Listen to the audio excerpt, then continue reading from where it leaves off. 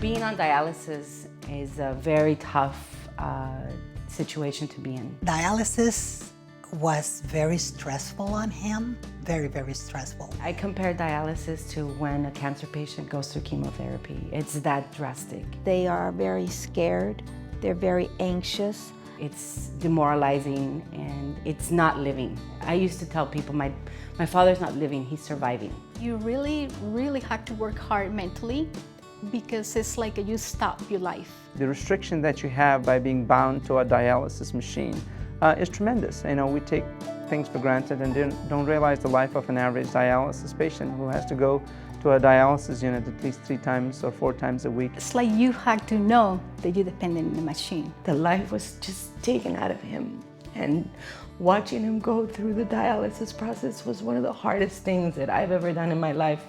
You know, to watch someone that you love so much be in so much pain, not only physically but emotionally, it's one of the most difficult things.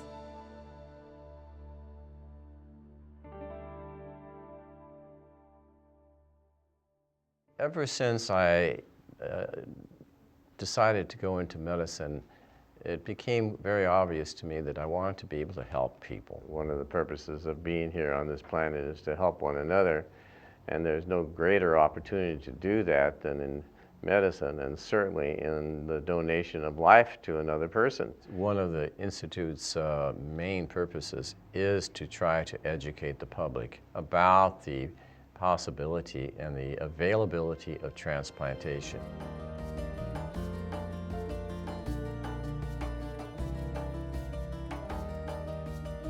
There's a key ingredient to the one-on-one program, and that key ingredient is having the peer educators being transplant recipients. When I go and I talk to patients, they get hope when they see us there, you know, that we have transplants, we're able to work, and we're able to bring them information that is gonna help them. Now then I go to give my information to another patients like me, I notice how important it is, because sometimes because we're so lost, then when we start, we don't have that much information. There is hope for them. They can get help.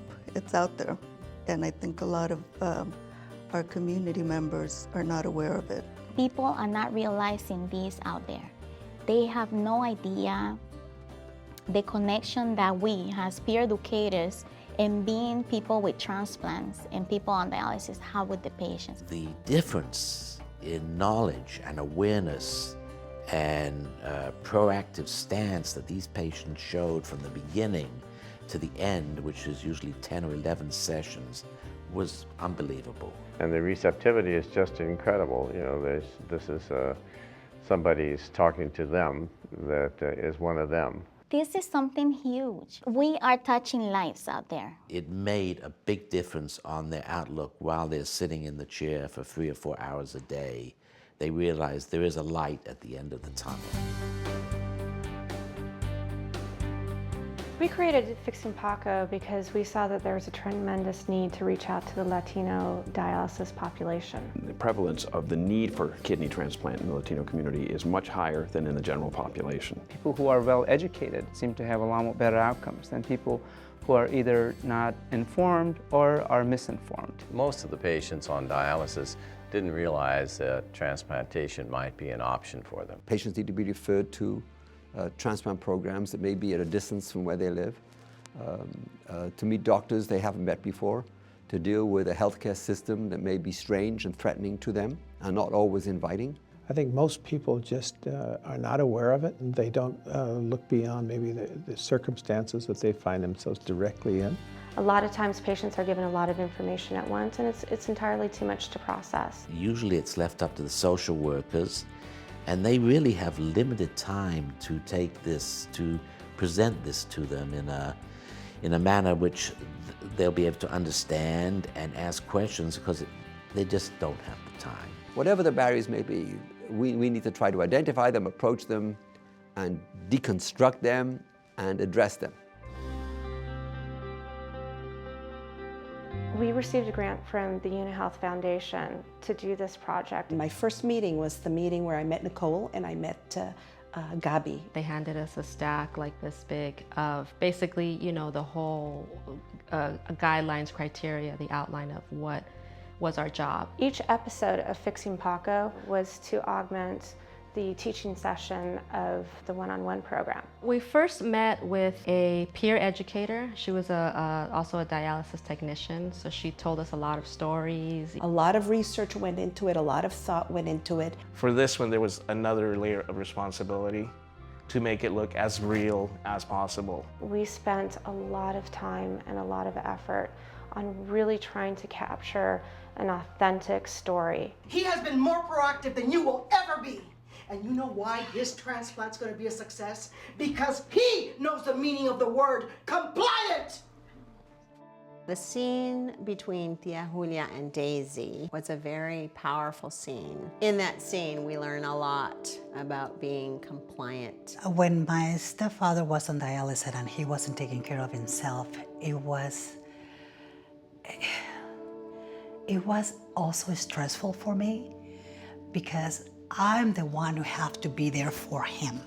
I'm the one who have to take him to the hospital, to the doctor appointments, to the dialysis center. I think that a lot of people fall into that position and they don't know what to do. And one of the goals of Fixing Paco is to help family members become effective caregivers. Dang, Papi. Just because you broke up with your kidneys doesn't mean you have to reach for the chocolate peanut butter crunch in the freezer. We all have our moments of weakness, and I understand that. But we're gonna help you stay focused on your goal, Papi. So talk to us. We're here for you. The script really followed the family and the crises as it was happening, and the ugly part, the confrontations, the hard decisions that had to be made. The amounts of medication that they had to take, especially the one where Paco just gives up. And that is, I think, universal with everybody that I've spoken to, whether it's the patient or the patient's support group, where you're just like, I can't do this anymore. It presents the facts in a very fun yet realistic way. You have a family who's very loving, warm, and caring towards one another, and each member is willing to make a sacrifice for that one member that is suffering right now. Getting through that list with Dad wasn't always easy. He's still learning to be compliant and proactive. Haven't caught him sneaking the forbidden foods lately. Sometimes when we get a transplant, we forget the responsibilities. It was like life giving a chance to this person to really take care of themselves. The body never forgets that kidney once belonged to somebody else. It's a lifetime treatment that requires 100% commitment. He started really following the doctor's order because he knew that this is it. By watching Fixing Paco, I realized how important it is to have that. And whether you do it through family or friends, peers, you need it. You need the support. I'm the guy that fixes things. My card says that, you know, when it's broken, I fix it. And when I fix it, I fix things fast. Not this time, because it could take months, even years, Paquito. A lot of people don't appreciate the fact that it is very, very difficult and the wait is very, very long for a deceased donor kidney. Some adults in Southern California wait 3, 4, 5, 7, up to 10 years for a kidney transplant. And frankly, even if 100% of people who could be donors at the time of their death were actually donors, we would never have enough. If I were to have someone ask me about being an organ donor for a family member or for anyone, I would first tell them that it was a wonderful experience. The story goes back a little bit to 1997 when my mother passed from cancer. When she passed away, I felt very powerless to do anything for her, to help her. When my father was diagnosed with permanent kidney failure, I knew that I wanted to do this for him because I didn't want to lose him the way I had lost my mother. When I saw her health deteriorate and would join her in dialysis, I was heartbroken and I could see that she was dying. And I just felt that I needed to do something. And when I found out that I could actually give her one of my kidneys, I was in. Sure, we all wanted to donate, but Daniel was still very nervous about having surgery, and to be honest, so was I, and so was Paco Jr. But Dad needs a transplant soon, so we have to do this. We had a very successful transplant. They told us it would be about 7 years, and it was 20 years. It is just the most rewarding thing to see your loved one, you know, having gone from something so drastic and so horrible like dialysis and depression and just being so sick to all of a sudden finding a new lease on life. I think about the fact that I had him with me and he was good and he was healthy and he got to see his little girl, you know, walk down the aisle of the Catholic Church and get married, and it was, you know, those are the moments that, you know, I think about, and I'm so happy that I got to do this. Seeing her the first time after the transplant and see the color back in her face, that I knew she'd be okay. I was fortunate enough to marry a year later and have her as my maid of honor. And she was able to be there for the birth of my 2 children. Thanks, Mom, for the kidney to put in Aunt Maggie so she can play a Hot Wheels and play with us. That was really nice, so bye. Bye, Mom. Bye, Mom. Am I doing the right thing? Daniel giving me a part of his body. Many patients, particularly older patients, feel very protective about their family members. He was really scared. He didn't want me to do it. She said absolutely not. I actually had to convince her.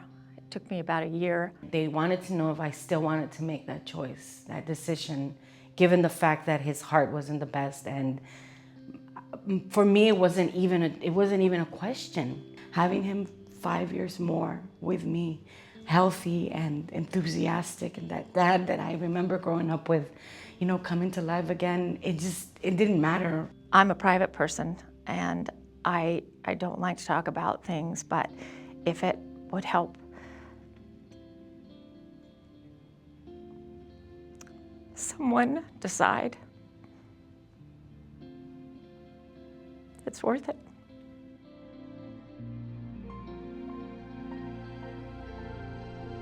Fixing Paco has taken on a life of its own. I'm really excited. You have to see the results that we're getting with the video, with patients. It's unbelievable. I had a patient recently. He was very fearful of pursuing transplant until he saw that video, because he identified himself, his wife, his family members with the characters in there. And he said that motivated him to pursue kidney transplant. I have a patient who's always telling me, oh my God, I'm doing this. And I think I'm like the tia. It's funny, it's a lot of information, it's reality. I'm very excited about it. I think it's a fast-moving and funny story with so many absolutely important facts embedded in it. I think it's great. If I wouldn't have a program like this, it would have changed my life. You know, I remember Sorrel and I always talking about it. Just feels so good to be writing something that's meaningful. It was just so rewarding to do this project because of my history with the Mendes brothers and the foundation and my father, and it was meant to be. I think it's a wonderful project that reaches out and resonates with people. I think that's one of the big things that this project is going to help to do, is to get information out to people, make it more accessible. And I think the great thing is you've done it in 2 languages. The fact that it is in both English and in Spanish, the fact that its storyline really communicates very effectively to an immigrant community, but to an established community here in Southern California. That's very good. I love it. The way that the information and the motivation and the understanding with the family is very good. Though it's geared towards the Hispanic population, I feel that the emotions and the characters any patient or culture can identify. We were very lucky to have great support from the UniHealth Foundation and make the dream of creating Fixing Paco come true. This was a desperately needed educational tool for the Latino transplant community, and without their support, it never would have happened. We need this in every dialysis center. We need all the patients to have these, to know that there's more information, other options for them. I hope that more patients can view this video in their dialysis units, because we see the benefits of transplant every day when our patients come in and they've gotten married, they've resumed their jobs, they've gone back to school. There's hope.